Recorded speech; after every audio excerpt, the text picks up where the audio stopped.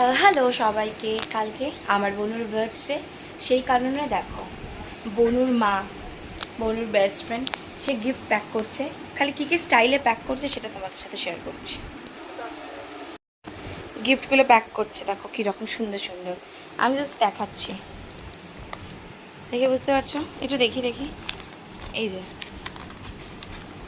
এই প্রত্যেকটা জিনিস দেখার জন্য কিন্তু তোমাদেরকে কালকে অবধি ওয়েট করতে হবে। আমরাও মানে এই গিফটগুলো খুলতে ইচ্ছা করবে।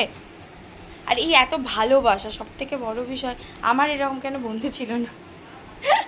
না, আমার বন্ধুরা খুব ভালো, কিন্তু এত ভালোবেসে জিনিসগুলো, এই যে ঠিক আছে, আমি আমি প্রচণ্ড ইন্টারেস্টেড এইগুলোর জন্য, ঠিক আছে? মানে আর গিফটের তো পুরো ঝুড়ি, ঠিক আছে?